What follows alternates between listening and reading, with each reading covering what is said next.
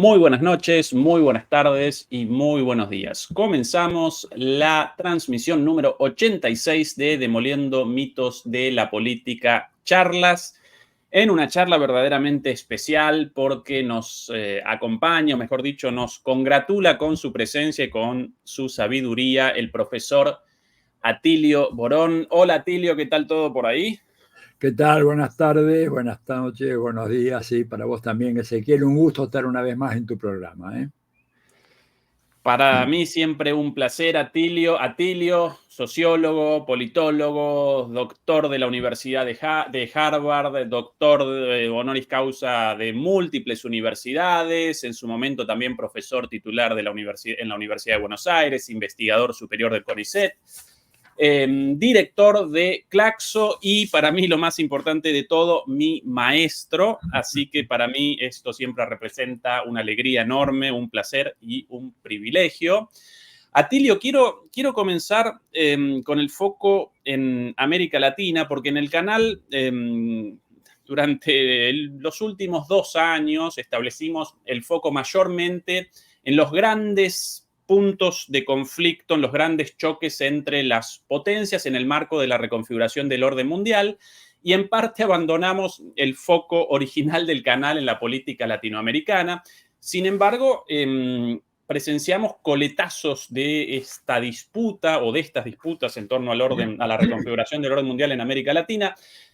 Sin más, por ejemplo, la semana pasada la visita de Laura Richardson, la comandante del Comando Sur de los Estados Unidos a Tierra del Fuego, y la decisión de Javier Milei de acompañarle y de presentar un discurso paupérrimo, lamentable, aunque no quiero caracterizarlo yo porque no quiero que comiences vos tu respuesta condicionado, pero bueno, eso por un lado. Por otro lado, el asalto a la embajada mexicana en Quito, en Ecuador, y la captura de Glass, de Jorge Glass, ex vicepresidente de Rafael Correa. ¿Qué situación presenciamos en América Latina? ¿Estos hechos aparecen ligados de alguna manera? ¿Cómo aparecen las cosas en los países latinoamericanos en este momento, Atilio? Bueno, primero que nada quiero decirte, Ezequiel, que evidentemente estás señalando un punto candente hoy en el sistema internacional porque América Latina está recuperando importancia en la agenda de los Estados Unidos. Esta negligencia benigna con la cual se caracterizaba las relaciones entre Estados Unidos y América Latina está dando lugar hoy a yo diría casi, Ezequiel, un hiperactivismo de funcionarios civiles y militares latinoamericanos, sobre todo que vienen a monitorear y a influir y a incidir sobre el curso del proceso decisional de la Argentina. Hemos tenido la visita del director de la CIA, ¿verdad? William Burns. Y fíjate que en coincidencia con esa visita, la tarde siguiente, la Cancillería Argentina saca una declaración durísima en contra del proceso electoral de Venezuela, que no tiene ni pies ni cabeza, pero bueno, la sacaron. Después estuvo otro funcionario de tesorería, luego vino el número 2 del departamento de la subsecretaría de Estado para Asuntos Interamericanos, luego vino la general Laura Richardson. O sea, hay un interés renovado por la Argentina a partir de los cambios sociopolíticos que se han producido con el ascenso a la presidencia de Javier Milei. Javier Milei, de alguna manera, reposiciona a un país que tiene una cierta importancia estratégica. No la quiero exagerar demasiado, pero tampoco la quiero subestimar en esta importancia que ha adquirido en el nuevo contexto geopolítico mundial, en donde, por ejemplo, el paso bioceánico pasa a ser una preocupación muy grave para Estados Unidos y Europa. ¿Por qué? Porque en la hipótesis de una eventual guerra mundial, que espero que sea una hipótesis que jamás se cumpla, porque sería el fin, ¿verdad? Pero en todo caso, si hay algún tipo de conflicto que escala sin llegar a lo nuclear, pero que puede llegar a obstaculizar, por ejemplo, el canal de Panamá, que es una presa muy fácil porque es un canal muy estrecho, o si hunde un barco ahí ya durante un largo tiempo, eso va a ser prácticamente, ni hablemos si es que hay un atentado terrorista, ¿verdad? En serio.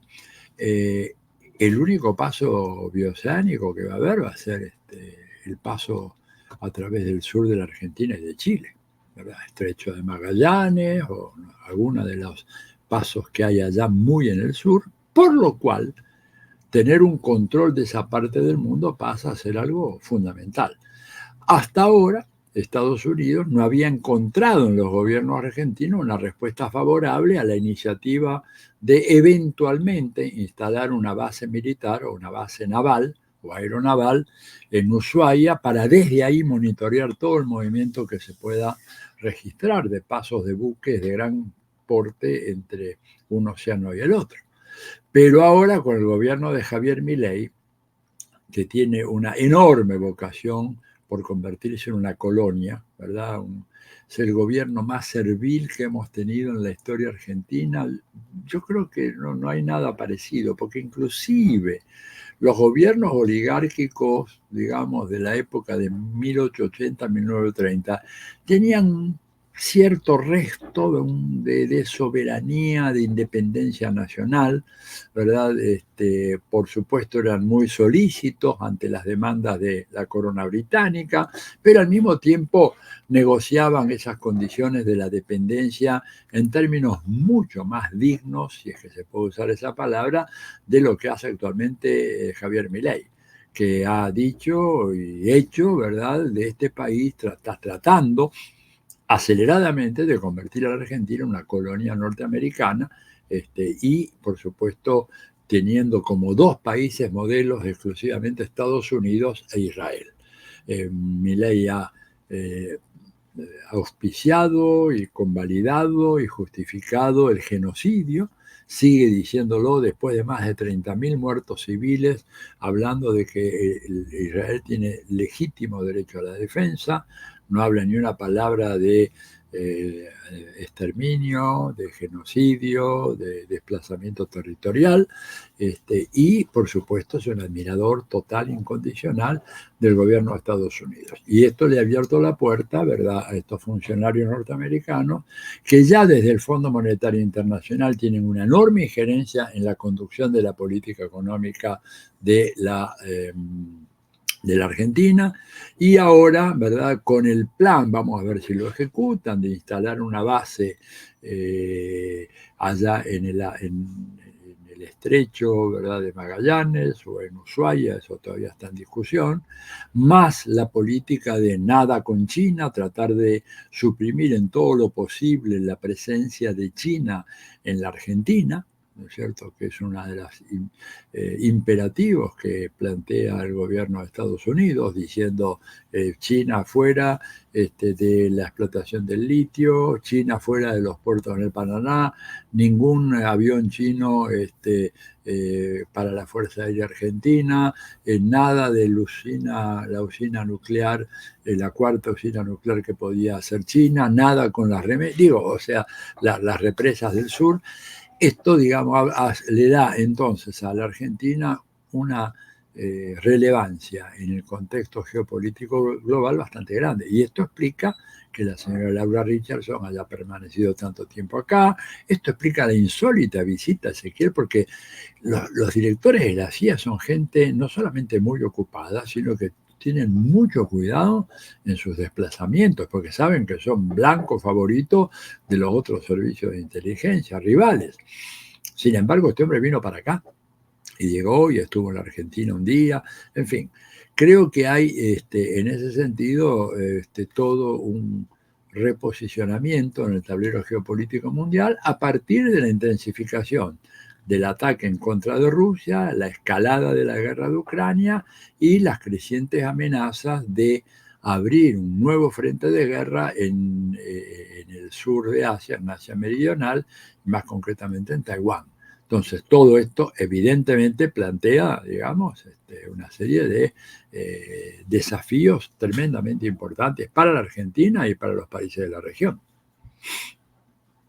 Ilio, y lo de Ecuador, por cierto, deberíamos además recordar la decisión de la compra de alrededor de 40 aviones F-16 de los años 80, en un momento económico de la Argentina paupérrimo, en un momento de crisis en el cual el gobierno determina permanentemente recortes en educación, en salud, en cultura, en gasto social, en pensiones, pero para la compra de estos vetustos armatostes muchísimo más anticuados y más caros que, por ejemplo, los aviones chinos o rusos. Para eso el dinero, bueno, sí apareció. Y el rechazo a los BRICS también, una verdadera afrenta a los BRICS, y además, desde el punto de vista estratégico, una decisión lamentable. Ahora, fuera de Argentina, Ecuador, con esta barbaridad, y además una presión renovada sobre Venezuela con motivo de las elecciones.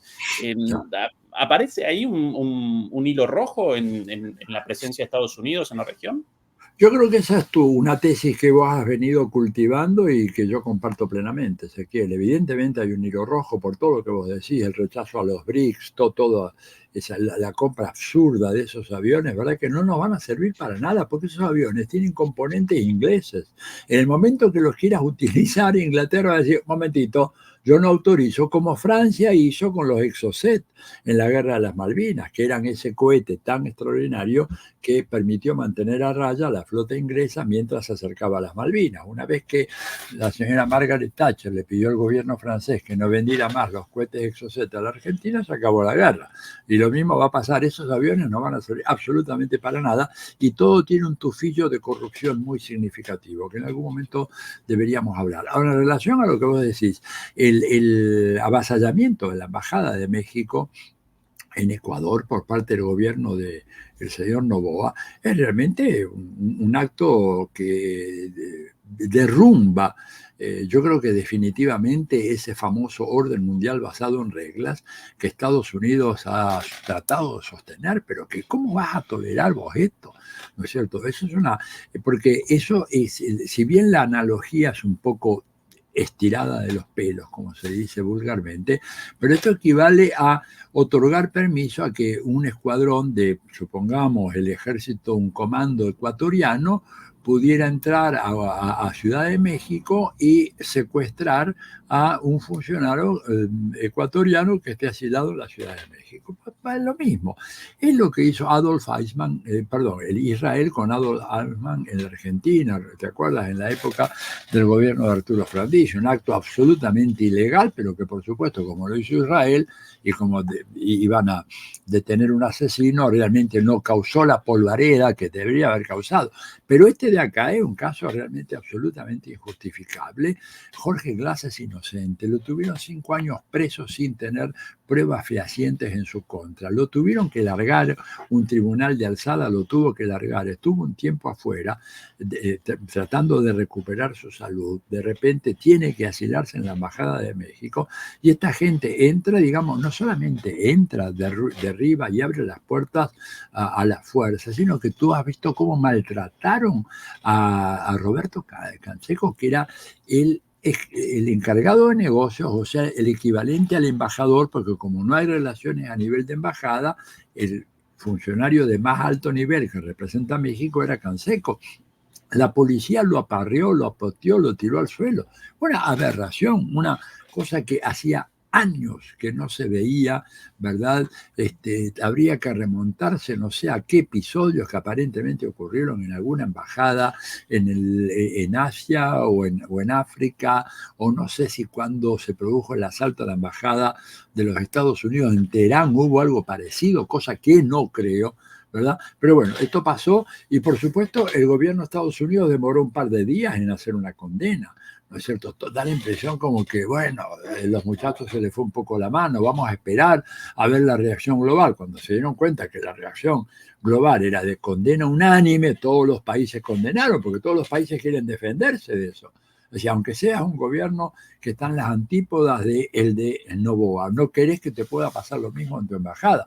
condenaron todos y ahí Estados Unidos emitió una enérgica condena, cito textualmente, y renglón seguido el lacayo colonial que tienen para América Latina, que es Luis Almagro, también a través de la OEA manifestó su condena. Un acto bárbaro, salvaje, que habla de que estamos en una especie de estado de naturaleza jovesiano, la ley del más fuerte, y la única duda, o una de las dudas que tengo, no la única, es si acá no hubo alguien que de alguna manera le dijo al oído a Daniel Noboa, mira, anda y saca a Jorge Glass de la embajada, es un acto que va a demostrar que eres un hombre fuerte, decidido, etcétera.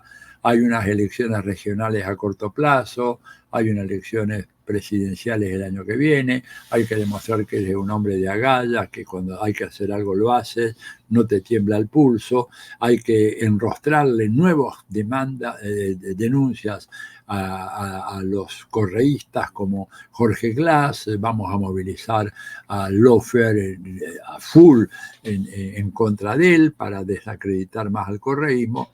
Es una hipótesis que yo me permito acunar pensando que si yo fuera un asesor del gobierno de los Estados Unidos y me piden un paper sobre qué hacer en Ecuador, diría, bueno, mire, agitemos el fantasma de la corrupción del correísmo, saquémoslos de prepo a Jorge Glass de la embajada y bueno, y después vemos qué hacemos, ¿no? Entonces, eso me parece que es un dato muy significativo, pero que habla de lo que vos decís, el hilo rojo que conecta lo de Laura Richardson en la Argentina con lo de Ecuador, y mencionaste también otro Venezuela. caso más, lo de Venezuela, la ofensiva.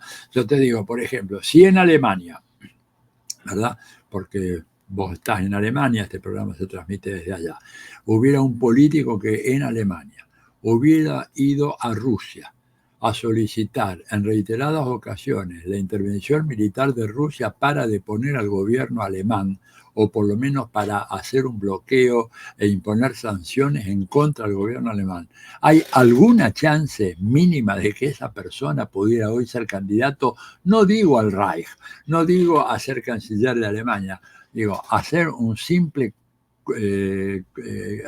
¿cómo le dicen el consejero municipal en Alemania? Estaría inhabilitado de por vida, por lo menos.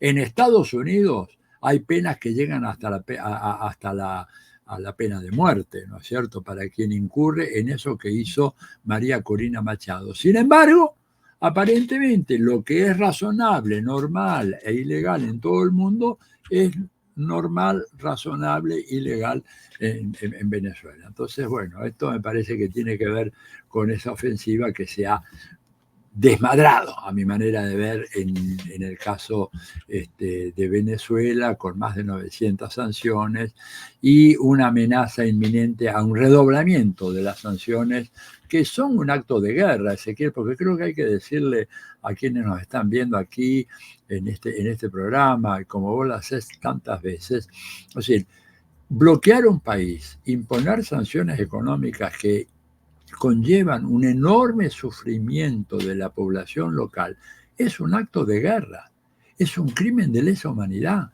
está tipificado en el derecho internacional. Sin embargo, Estados Unidos se siente que está por encima de todo eso, que puede hacer lo que quiere y que lo que es ilegal para algunos países es legal y legítimo para Estados Unidos. Entonces estamos en ese punto muy difícil, pero que tiene que ver con todo este marco global en el cual nos estamos moviendo y que vos haces en diversos programas que he podido ver, vos planteás toda la transformación de eso que nuestro amigo Brzezinski, ¿verdad? Digo, nuestro amigo, una ironía, por favor, que nadie vaya a pensar que era amigo mío o de Ezequiel, Zbigniew Brzezinski hablaba del tablero geopolítico mundial. Evidentemente ese tablero ha cambiado mucho, las fichas se han movido mucho y hoy en día, ¿verdad?, tenemos situaciones que son realmente anómalas, como el de esta señora que pretende ser candidata, cuando te digo, en Estados Unidos estaría presa y probablemente en una death row, en una línea de muerte,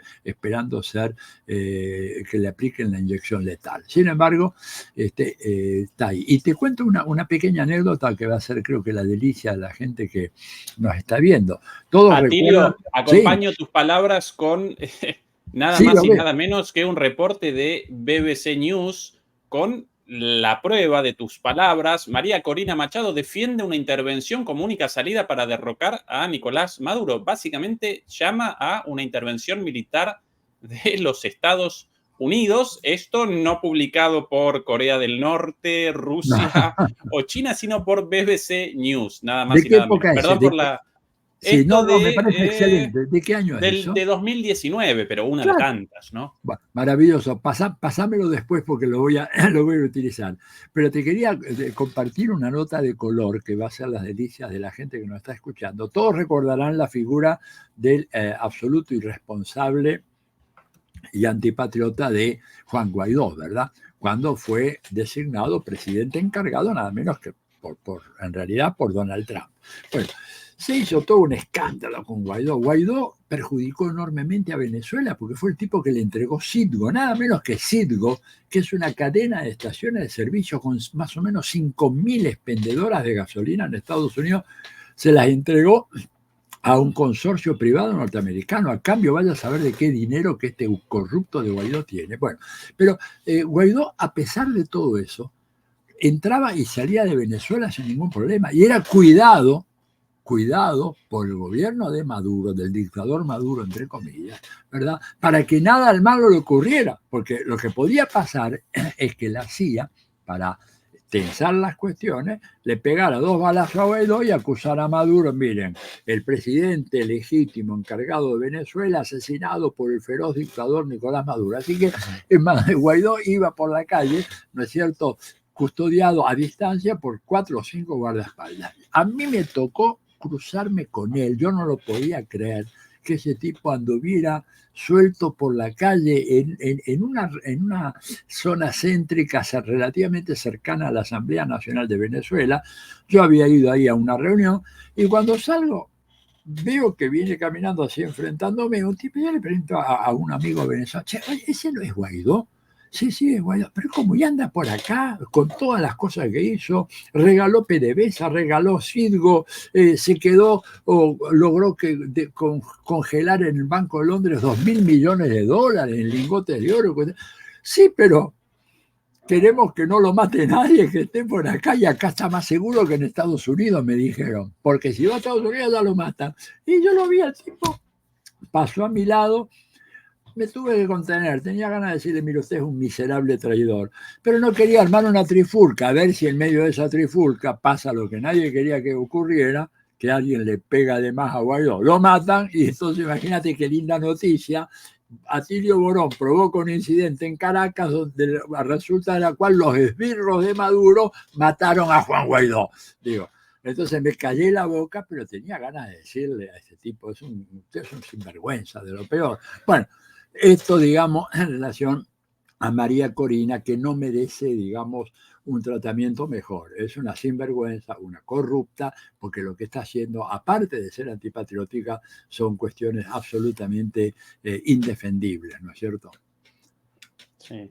Cada vez más gente establece un parangón entre Guaidó y Zelensky, ¿no? Como la marioneta de turno. Claro que Guaidó en este momento debe aparecer en un exilio dorado en Miami, mientras que para Zelensky, con Rusia como enemigo, podemos vaticinar un final presumiblemente distinto a las vacaciones veraniegas de Miami, en Miami de Guaidó. Ahora, Atilio, si abandonamos la perspectiva nacional de cada uno de los países y realizamos un análisis un poquito más amplio, una vez más en el marco de la reconfiguración del orden mundial, ¿dónde, en tu opinión, debería estar posicionada América Latina? ¿Debería aparecer cerca de China, cerca de Rusia, cerca de Estados Unidos, equidistante?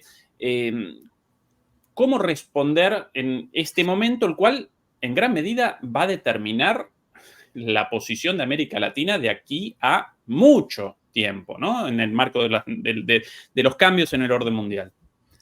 Mirá, yo creo que nosotros no tenemos que adoptar una actitud beligerante en un conflicto que se se plantea entre las grandes potencias del sistema internacional.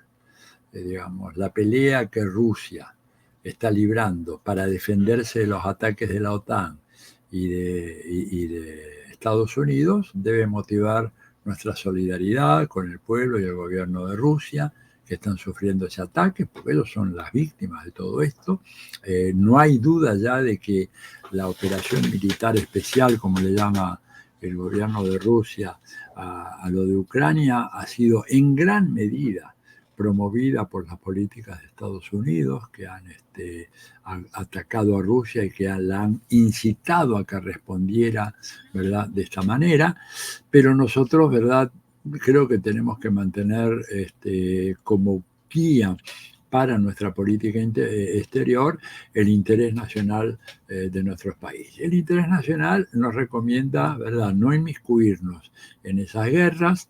Podemos mostrar, evidentemente, debemos mostrar simpatía por los países que son agredidos. No podemos convalidar la agresión que la OTAN está haciendo en contra de Rusia. No podemos convalidar los planes de agredir a Taiwán o de provocar una guerra en Taiwán para desde ahí agredir a Rusia. Tenemos mejores chances de un relacionamiento más productivo y fructífero con China que con Estados Unidos o mismo con Europa, eso no hay ninguna duda, ¿verdad? China no tiene una sola base militar en América Latina, Estados Unidos tiene 78 bases militares en la región, China no volteó ningún país, ningún gobierno de América Latina, lo mismo que Rusia tampoco tiene bases, tampoco volteó ningún gobierno, no se ha metido para nada en la política interna, ninguna de estas dos potencias, todo lo contrario podemos decir Estados Unidos. Esto, por lo tanto, nos lleva a tener extrema cautela en la relación con Estados Unidos y a ver con buenos ojos la posibilidad de profundizar la relación con Rusia y con China. Países con los cuales, entre paréntesis, hay que recordar, Argentina tiene un acuerdo de asociación estratégica, ¿verdad?, que fue firmado por Cristina Fernández, ratificado por Alberto Fernández y que el gobierno de Milei ha desechado olímpicamente. Entonces, yo creo que no es que nosotros somos neutrales, la verdad que nosotros no lo somos, pero tampoco podemos ser activos participantes en un conflicto de esta naturaleza, pero sí apoyar indirectamente, cuidadosamente, a aquellos que son agredidos. Si Estados Unidos avanza y escala en su agresión a Rusia, Argentina debería tener un gesto de solidaridad y de apoyo, ¿verdad? No digo apoyo militar, pero sí en algunos temas a Rusia. Y lo mismo si Estados Unidos agrede a China o a cualquier otro país, ¿verdad? Nosotros tenemos que ser solidarios, como somos solidarios con Cuba, como somos solidarios con Venezuela, como somos solidarios con Nicaragua, más allá de cuestiones que podamos objetar de su funcionamiento de su sistema político, etcétera. Pero no podemos ponernos del lado de los opresores o del lado de aquel que pretende convertirse o que se ha convertido en un sheriff del sistema internacional que cree que tiene en sus manos la potestad de decir qué es lo que está bien, qué es lo que está mal, qué es lo que es legal y qué es lo que es ilegal. Esta por lo menos es mi opinión. Además, es la opinión que en esta, perdóname, redondeo esa, cuando vos mirás, lees a los grandes teóricos del imperio, tanto el imperio norteamericano como el imperio británico en el pasado, lo que ellos repetían una y otra vez es que la guía fundamental para la política exterior de Estados Unidos o de la corona británica debe ser el interés nacional. Punto. No el sometimiento a ningún actor, a ningún arreglo, a ninguna alianza, por estratégica que esta sea. El interés nacional es lo que manda. Y es lo que, por ejemplo, en el caso argentino, el señor Javier Milei no tiene la más pálida idea de lo que es el interés nacional. ¿Sabes por qué, Ezequiel? Porque él detesta a la nación. La idea de nación es absolutamente rechazada por Milei, porque para Milei la nación es una especie de resabio de tiempos remotos y además que tiene una particularidad que la hace particularmente tóxica. Si hay nación, la nación genera el Estado y el Estado es el enemigo número uno a vencer. Por eso este señor jefe de Estado dice que el Estado es una organización criminal. Les pido a la gente del exterior que no son de la Argentina que por favor comprendan la gravedad de la situación en que nos encontramos nosotros, cuando el jefe del Estado, imagínate vos si Olaf Scholz saliera a Alemania diciendo de que el Estado es una organización criminal y él siguiera al mando del Estado. Bueno, esta es la situación de la Argentina.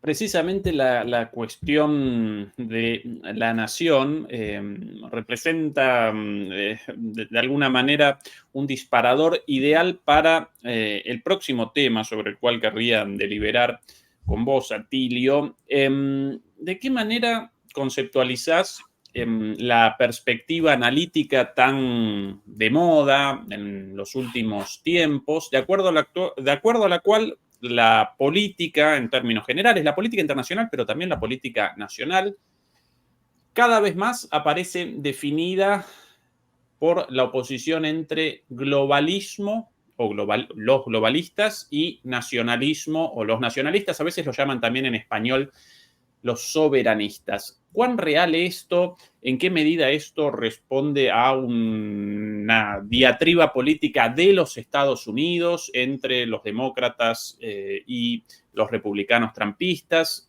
¿Qué análisis realizás de estas dos categorías cada vez más escuchadas por ahí?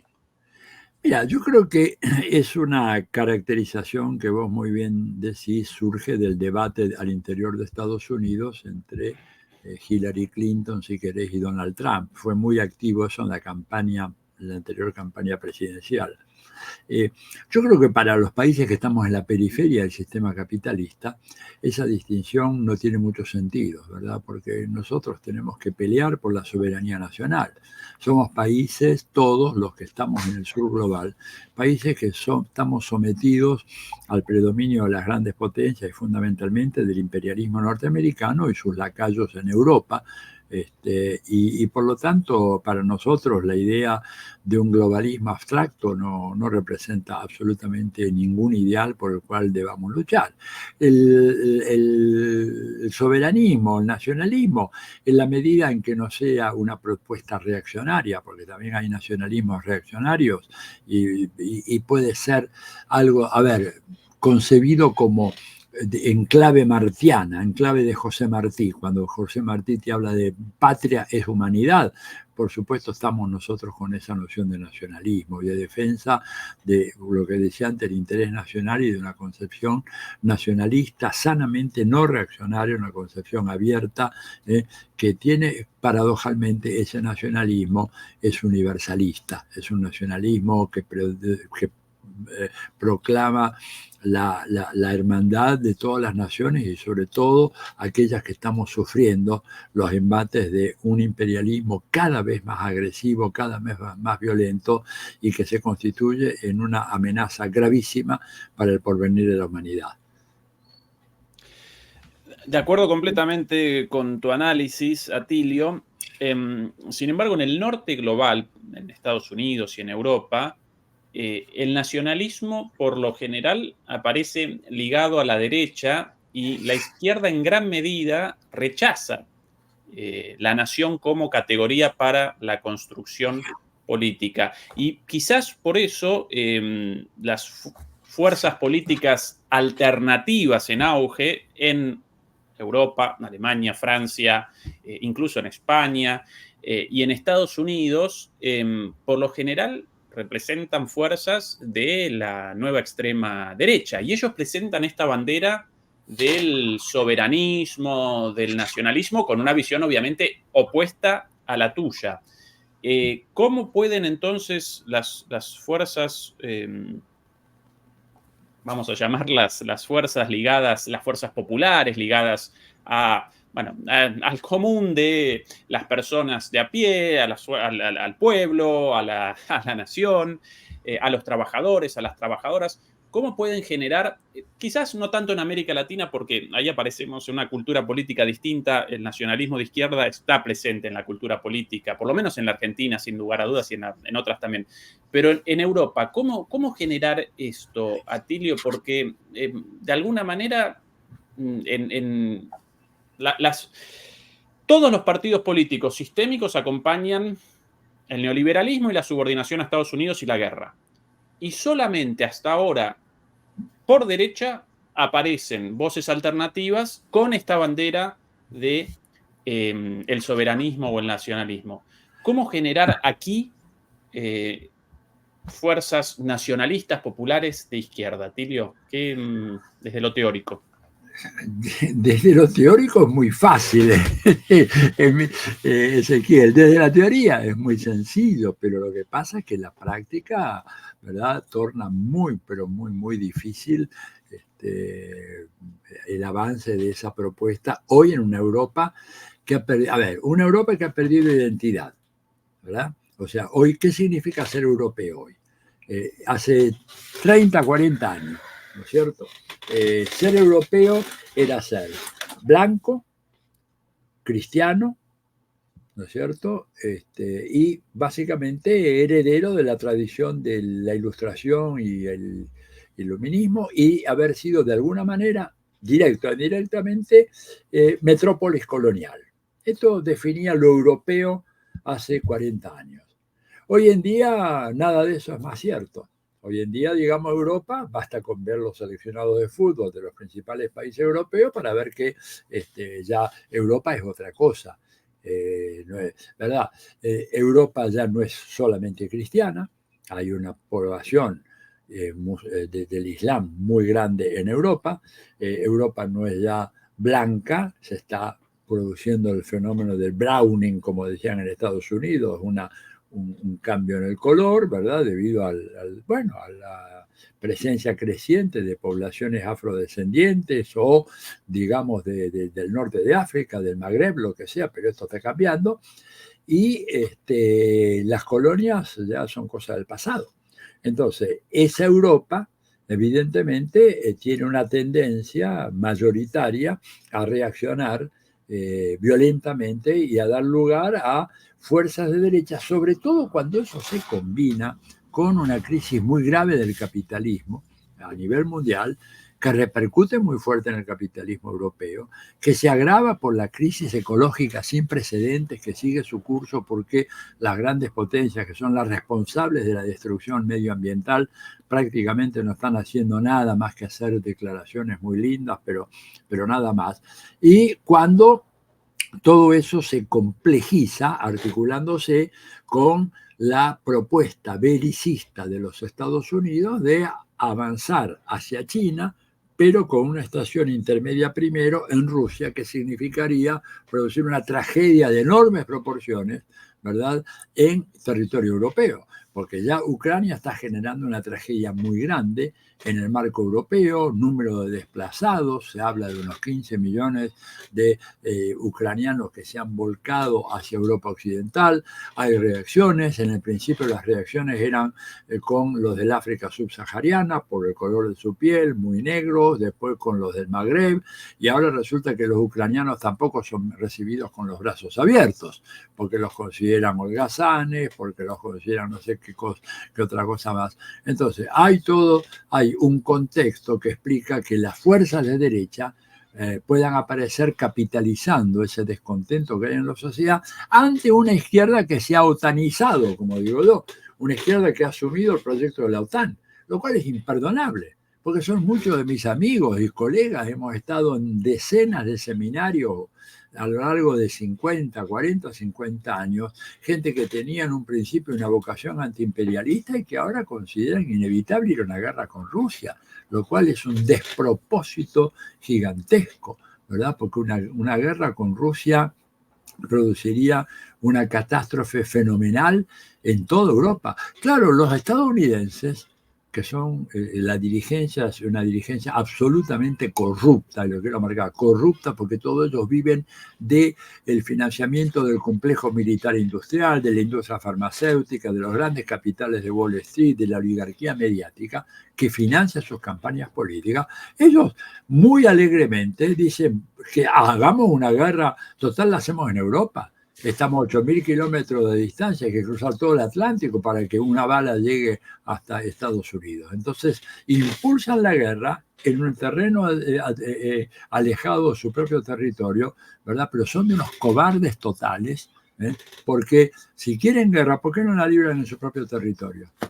Digo, hagamos algo más sencillo. O que la liberen, por ejemplo, en la frontera entre Estados Unidos y Canadá, que se produzca ahí la refriega. Que permitan que Rusia y China instalen destacamentos militares en la frontera entre Canadá y Estados Unidos y que se libre la guerra ahí, a ver si son tan guapos, si son tan valientes. Son unos cobardes.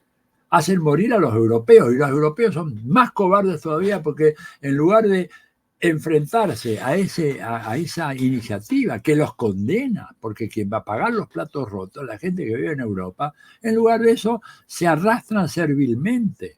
Y esto es lo que realmente es inexplicable y es imperdonable por parte de esa dirigencia europea. Estoy generalizando, hay matices, yo lo sé, algunos son más arrastrados, otros menos arrastrados, ¿no es cierto? Pero bueno, en general, cuando uno escucha a Ursula von Leyen, digamos, te dan realmente una sensación de desagrado profundo, porque esa señora parece que su máxima aspiración es ser mucama a la Casa Blanca. O cuando escuchas a Josep Borrell, digamos, entregando Europa maniatada, ¿verdad?, a los Estados Unidos y a los deseos de la industria militar norteamericana y a los halcones norteamericanos. Entonces, realmente, a mí me parece que en ese sentido, sí, ahí se explica por qué no hay un nacionalismo de izquierda, y por qué ciertos sectores de derecha capitalizan todo eso. ¿Por qué, por ejemplo, cómo te explicas que el grueso del electorado del viejo Partido Comunista francés hoy sea el corazón del electorado de Marine Le Pen en Francia? Bueno, pues ahí la culpa no es de los electores, la culpa es de la dirigencia de izquierda que no supo interpretar el momento y mandar un mensaje claro a la ciudadanía como para que la acompañen en un programa de reivindicaciones, que tengan en cuenta el interés nacional francés y no los deseos de los Estados Unidos, y evitar que este señor Macron ande por ahí proclamando la necesidad de una guerra, que sería una catástrofe, vuelvo a repetirlo por enésima vez, una catástrofe humanitaria, política y económica de enormes proporciones. Sí, recordaba recién, Atilio, con tus palabras, la respuesta de Putin a una de las preguntas de Tucker Carlson, la pregunta respecto a qué significa para usted, señor Putin, el ser ortodoxo, el ser cristiano.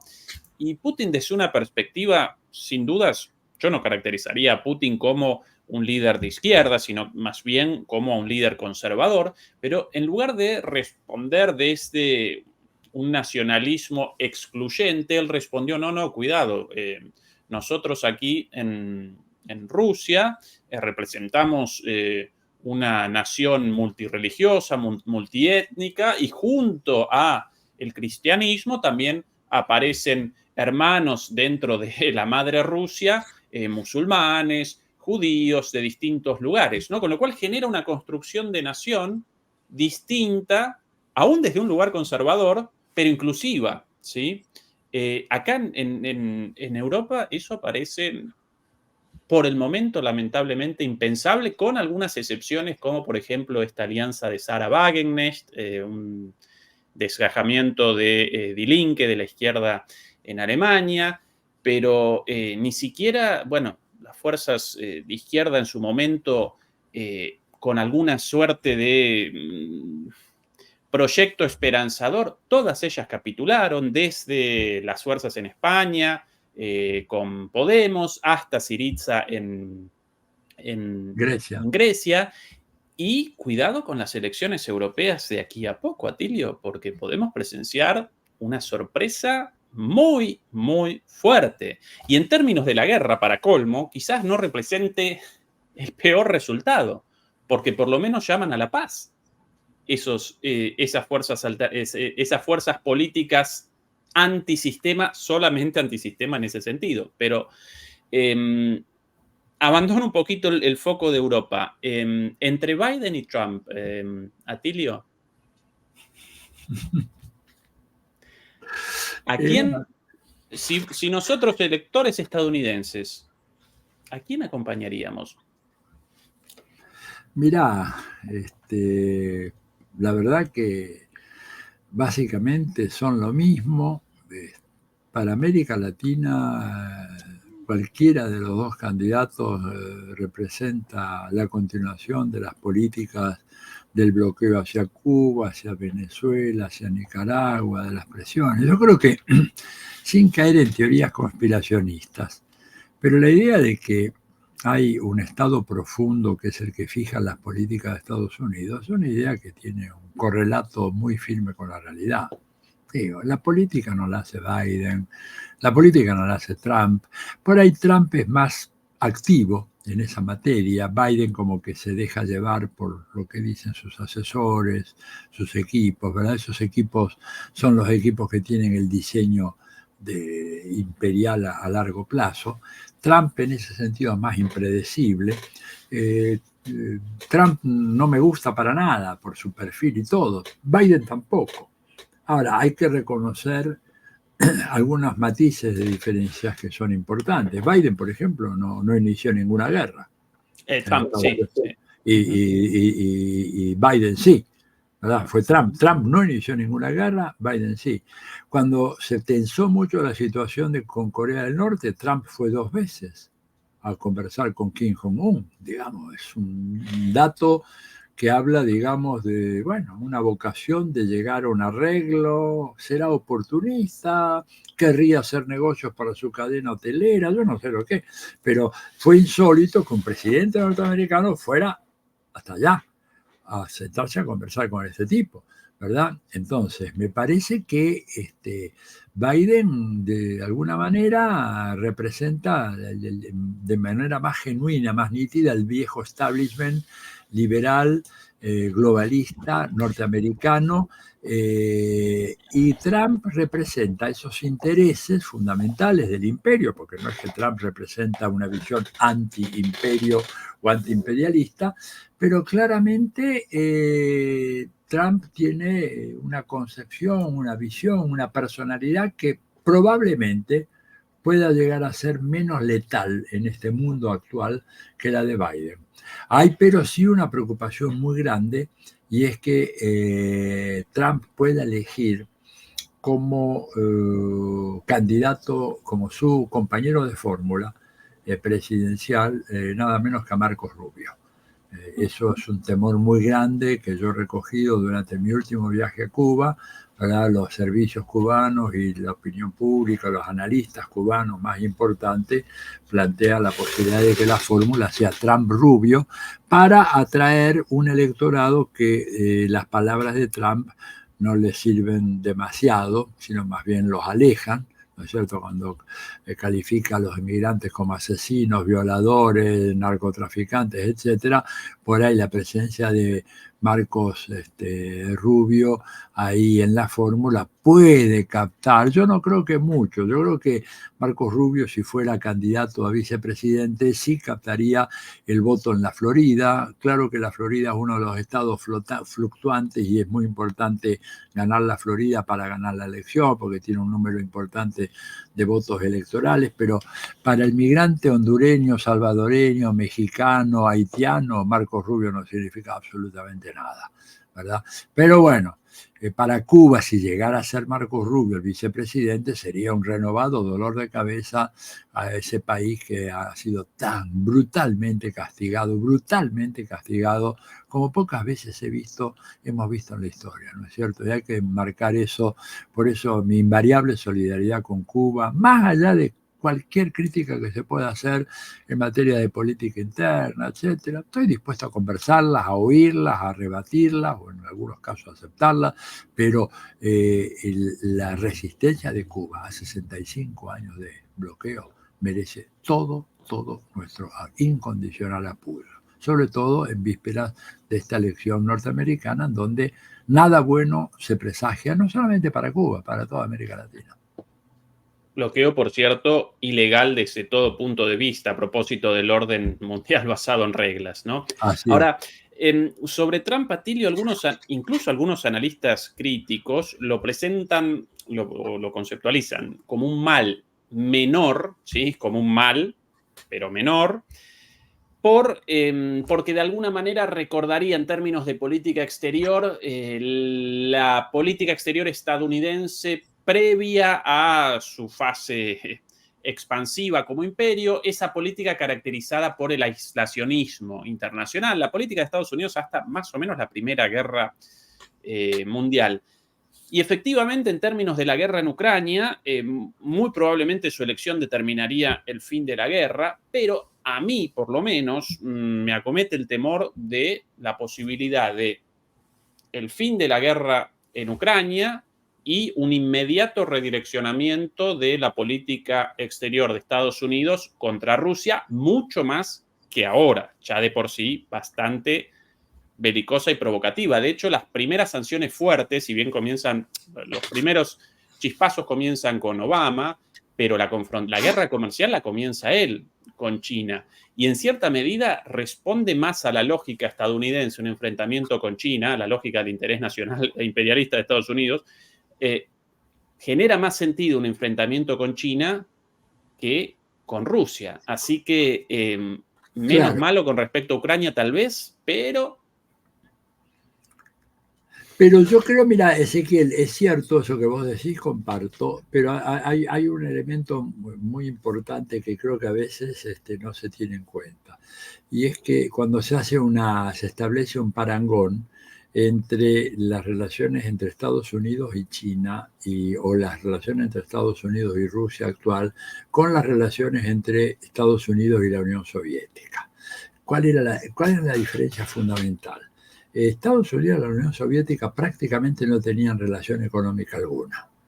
China y Estados Unidos tienen un nivel de articulación, integración económica, que una guerra, aunque se librara, ¿verdad?, o que se empezaran los primeros escarceos, tendría efectos demoledores, sobre todo para Estados Unidos. Sobre todo para Estados Unidos. ¿Por qué? Porque China tiene un mercado... A ver, el mercado interno de China hoy son 450 millones de consumidores con poder de consumo alto, o por lo menos medio alto.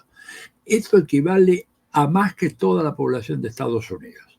O sea que en un contexto de guerra, de aislamiento, de ruptura del comercio internacional, China puede rápidamente apretar el botón que dice vamos para el mercado interno, y van al mercado interno y tienen una reserva. Estados Unidos es mucho más dependiente.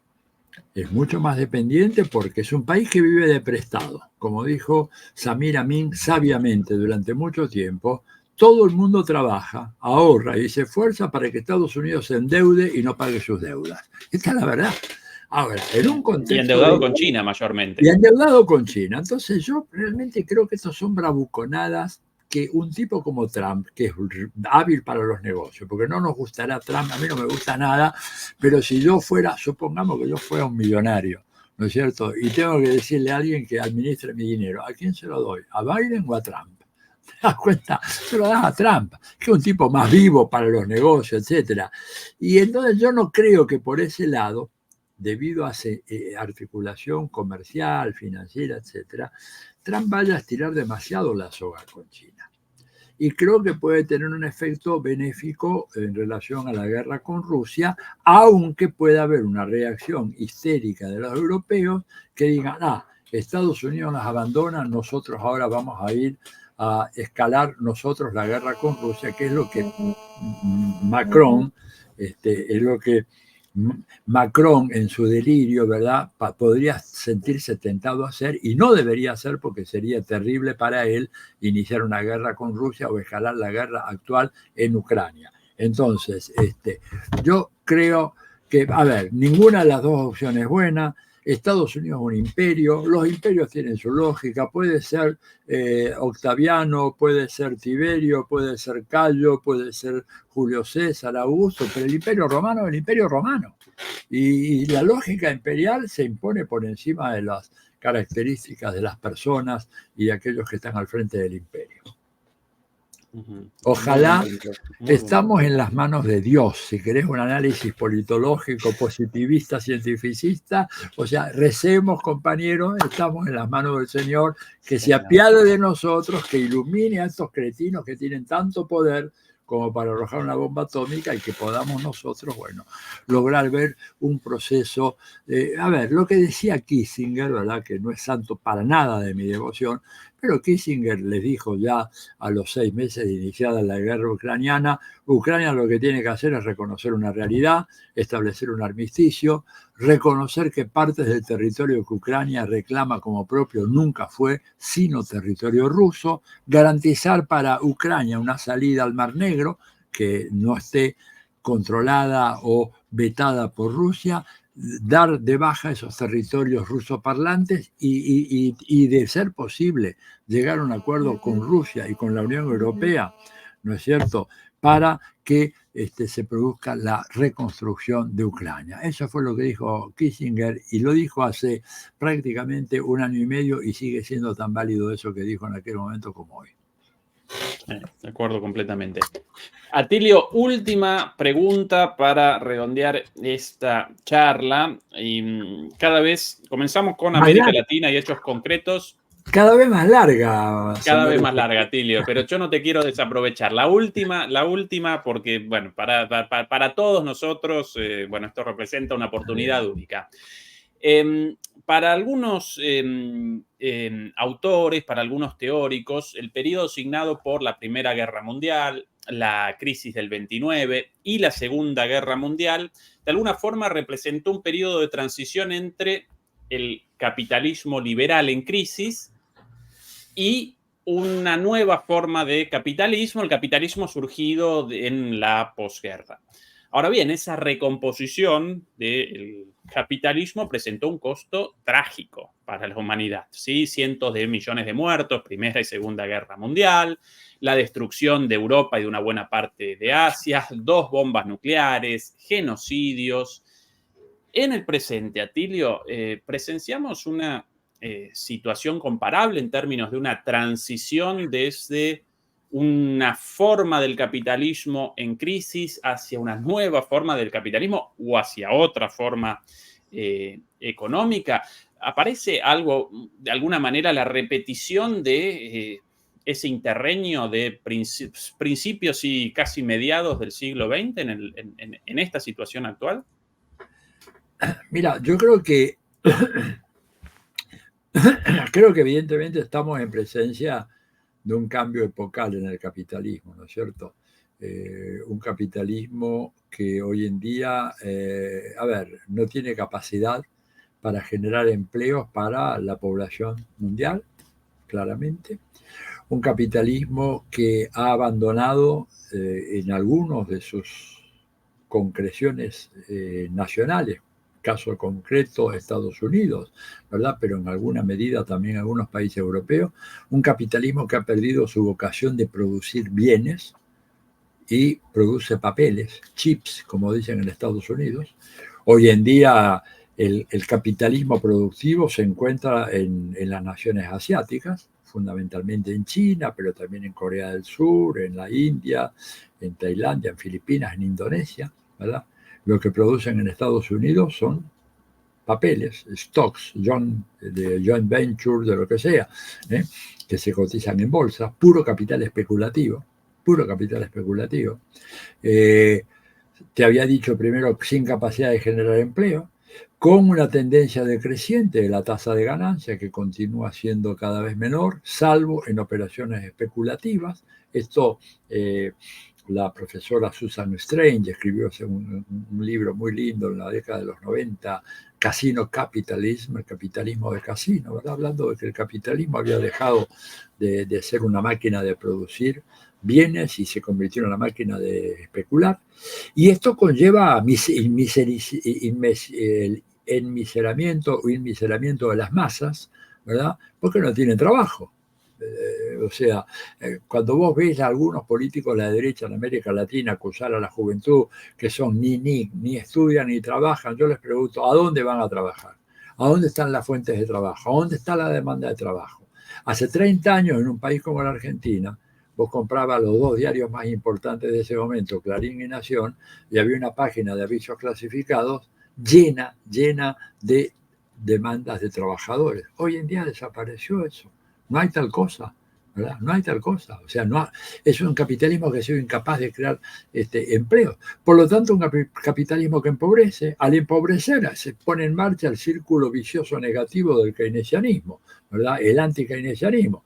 carencia de poder de compra de parte de los trabajadores, como los trabajadores no tienen dinero, están viviendo cada vez más al borde de la subsistencia, algunos debajo de la subsistencia, y por lo tanto esos trabajadores no pueden consumir. Al no poder consumir, las empresas ven reducido su nivel de ventas, por lo tanto sus tasas de ganancias tienen que ser obtenidas a través de operaciones especulativas y así se alimenta un círculo vicioso.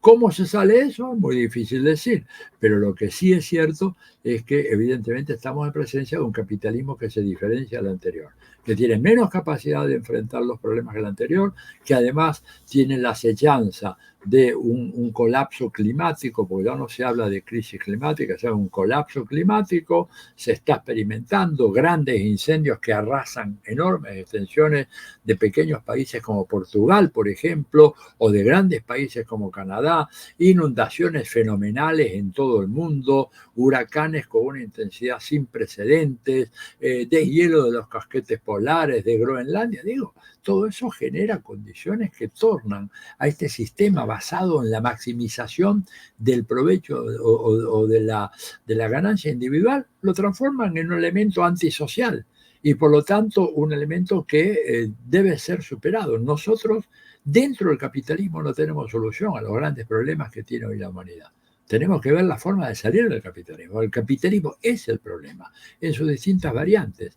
Por eso uno dice, bueno, ¿por qué países como China lograron abatir los niveles de pobreza? ¿No es cierto? En poblaciones enormes, no estamos hablando de 1.450 millones de personas, en donde, según todas las estadísticas, gente en pobreza extrema en la China no llega a ser sino el 0,3%, 0,4%.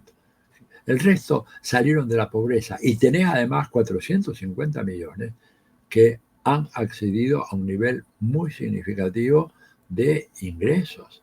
Y eso les permite poner en marcha una economía muy dinámica con una producción fenomenal de bienes y servicios. Hoy en día China es el taller industrial del mundo, como Inglaterra lo fue a finales del siglo XIX. Y Estados Unidos lo fue en una época corta, después de la Segunda Guerra Mundial, ¿no es cierto? Aprovechó esa situación, pero rápidamente el capital financiero ganó el gran combate, porque un tema que hay que estudiar, y acá con esto termino porque se ha hecho demasiado largo, la puja hegemónica, el interés del bloque dominante en Estados Unidos, ¿verdad? Que se plantea claramente con la crisis del petróleo en el 73-74, entre la fracción financiera enriquecida con los petrodólares en la segunda mitad de los 70 y la fracción productiva vinculada al sector industrial. ¿Quién iba a gobernar ese país? Que fue todo este interregno que se produce fundamentalmente durante la administración de Jimmy Carter del 77 al 80. Esa puja fue resuelta a favor del capital financiero. Y esto te explica por qué el Estado norteamericano vive prácticamente de los préstamos de Wall Street, porque la deuda pública de los Estados Unidos ya se empina por encima del 125% del Producto Bruto, y porque Estados Unidos durante 70 años ha estado librando guerras en todo el mundo sin aumentar un centavo los impuestos de los ricos. Al punto tal llega la situación tan ridícula que un tipo como Warren Buffett, que es uno de los grandes financistas a nivel mundial, dice, tenemos que hacer una reforma tributaria para que los ricos paguemos más impuestos. Lo dice Warren Buffett, no lo dijo Hugo Chávez o Fidel Castro, porque él se da cuenta como un capitalista inteligente de que a largo plazo el sistema no va a funcionar más. Y dice Buffett, no puede ser que mi secretaria pague más impuestos que yo.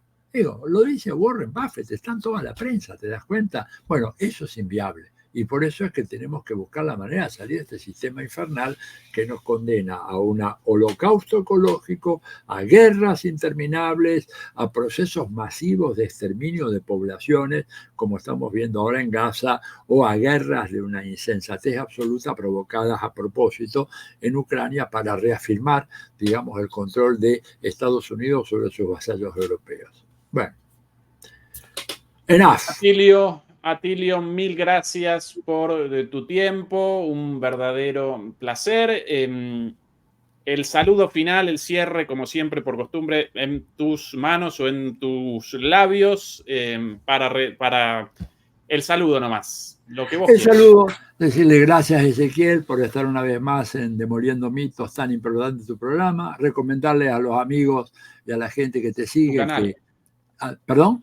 Tu canal, claro. El canal, claro, el canal atilioborón.com.ar, ahí hay una entrada a un canal de YouTube, que los que están en Alemania, por ahí pueden tener acceso a esta versión de mi crítica a Vargas Llosa, está en alemán, se publicó hace poquito más de un año, y creo que les puede interesar mucho al público en Alemania. Y bueno, y por supuesto, recomendarles que me visiten, que me sigan, que se conviertan todos, vos ya lo sos, Ezequiel, en guerreros digitales. Necesitamos muchos guerreros digitales porque nunca te van a dar una entrevista en la Clarín, en La Nación Más, en el Mercurio, en el Estado de Sao Paulo. Entonces, lo que nos queda es luchar como guerreros digitales utilizando todas estas tecnologías tan importantes que tenemos en este momento. Te mando un gran abrazo para vos y familia y